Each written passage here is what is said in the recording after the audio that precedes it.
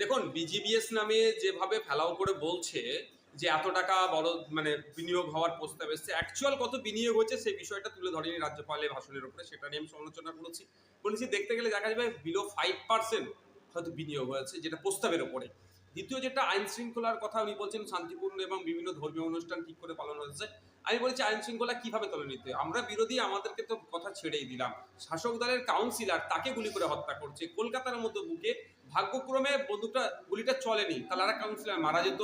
বিধায়িকাগুলো কাউকে মারধর করছে তার দলের লোকেরাই, কোনো বিধায়িকার গাড়িতে অ্যাক্সিডেন্ট করে তাকে বকলমে থ্রেট করছে এই বিষয়। এবং সর্বোপরি ধর্মচরণের যেটা বিষয় সেটা হচ্ছে, যেটা বলছি আমি, যে আপনার সে পীরজাদা আব্বাস সিদ্দিকী জলসা করতে গেলে অনেক সময় হাইকোর্টে ছুটতে হচ্ছে, বা ধর্মীয় অনুষ্ঠান, হিন্দু ধর্মীয় অনুষ্ঠান করতে গেলে তাকে হাইকোর্টে ছুটে যেতে হচ্ছে।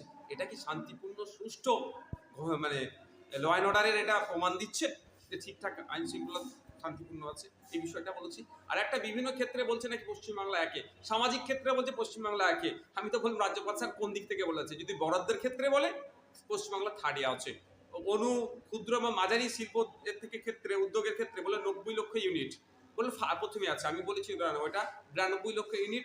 অন্য স্টেট আছে আমাদের ওয়েস্ট বেঙ্গলে 90 লক্ষ ইউনিট, ফার্স্ট না। মাইনরিটিদের স্কলারশিপের ব্যাপারে খুব ফেলাও করে বলা আছে, প্রথমে আছে। মাইনরিটিদের স্কলারশিপ একটা সময় ছিল 5 থেকে 10-15 বছর আগে 6400, 9000, 14400, প্রিম্যাট্রিক, পোস্ট ম্যাট্রিক আর মেরিট কাম মিন্স, এই তিনটে। এখন সেগুলোকে ভাঙচুর করে দিয়ে ঐক্যশ্রীর নামে 1000-1200 টাকা মাসে দিচ্ছে, এই বছরে দিচ্ছে। 1000-1200 টাকা বছরে নিয়ে কি হবে? দিনে দেখা যাবে 3 টাকার কম বেশি 3 টাকা। আজকে এই মূল্যবৃদ্ধির সময় কি হবে এ কথা ওখানে তুলে ধরেছি। রাজ্যপাল এইটাকে ভেঙে বললেন না, শুধুমাত্র আখড়া দিলেন, তথ্য দিলেন। আমি বলেছি যে শিক্ষার ক্ষেত্রে নাকি সুযোগে পশ্চিমবাংলায় 40টি কলেজ আছে, 2,20,000 সিট আছে। এই বছরে ফার্স্ট সেমিস্টার আসতে যাচ্ছে 1,05,000 মাত্র ফ্ল্যাপ হয়েছে, অর্থাৎ 50%-ও কিন্তু এখন সিট খালি আছে। যদি সুযোগে এগিয়ে থাকে মানুষকে সুযোগ দেবে না, সে সুযোগ করতে সেই মানে অবস্থা তলনি, শিক্ষা ব্যবস্থা তলনিতে চলে গিয়েছে। আচ্ছা, আমি বলেছি কোথায় কোনটা, আপনার প্রাইমারি শিক্ষার ক্ষেত্রে নাকি অনেকে গিয়েছে। আমি বললাম স্কুল ছাত্র নয়, এই নিরিখে প্রায় 3,500 স্কুল আমাদের পশ্চিমবাংলা আছে, যেটা ভারতবর্ষের রেকর্ড হয়ে আছে। এই বিষয় থেকে শুরু করে মাইনরিটি ডেভেলপমেন্টের ক্ষেত্রে মাদ্রাসায় 614টা মাদ্রাসায় শিক্ষক নাই, 10,000 শিক্ষাকর্মী শূন্য, 494টা এমএসকে এসএসকে অবস্থা তলানিতে, 50% টিচার নাই, 237টি আনএডেড আছে, সেখানে বাচ্চারা না মিড ডে মিল পাচ্ছে, না জামা কাপড় পাচ্ছে, না খাওয়া দাওয়া কিছুই পাচ্ছে না। এই বিষয় নিয়ে বলেছি। আর আদিবাসীদের উপর আমি যেটা ফোকাস করেছি, আদিবাসীদের নিয়ে অনেক কথা বললেন, কিন্তু 5th শিডিউল পূর্ণাঙ্গরূপে ইমপ্লিমেন্ট হয়নি। আমি বলেছি যদি আদিবাসীদের সত্যি অর্থে উন্নয়ন চাই, তাহলে 5th শিডিউল পূর্ণাঙ্গরূপে ইমপ্লিমেন্ট করতে হবে এবং ভার্জিনিয়াস খাকা কমিটির যে সুপারিশগুলো আছে বাস্তবায়ন করতে হবে। সাথে এখানে থাকা বিজেপির যিনারা আছেন তাদেরকেও বললাম, কেন্দ্র সরকার, রাষ্ট্রপতি আদিবাসী সমাজের বসিয়ে দিলে হবে না, তাদেরকেও ভার্জিনিয়াস খাকা কমিটির যে সুপারিশগুলো আছে সেগুলো বাস্তবায়ন করতে হবে। এবার পরিশেষে রাজ্যের যে দেনা মাথা পিছু, সেটাও কিন্তু রাজ্যপাল মহাশয় তার বক্তব্যে এড়িয়ে গেছেন, সেটাও আমি এই হাউসে আজকে তুলে ধরলাম। আজ পশ্চিমবঙ্গ বিধানসভায় মেনশন পর্বে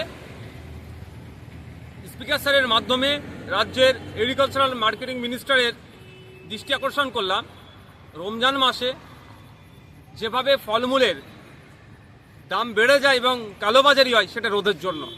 আমরা সকলেই জানি আর 2 সপ্তাহের মধ্যে পবিত্র রমজান মাস আসতে চলেছে।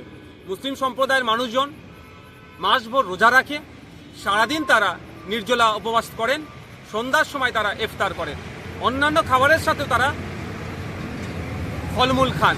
কিন্তু দুর্ভাগ্যের বিষয়, এক শ্রেণীর অসাধু ব্যবসায়ীরা এই সময় স্বাভাবিক সময়ে বিগত দিনে ফলমূলের যা দাম থাকে, রমজান মাসে ফলের চড়া দামে তারা বিক্রি করে এবং ফলের কালোবাজারি করে।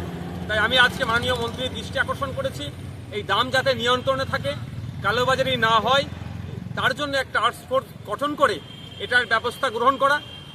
যে সমস্ত অসাধু ব্যবসায়ীরা এই কাজের সাথে যুক্ত থাকবে তাদের বিরুদ্ধে ব্যবস্থা গ্রহণ করা।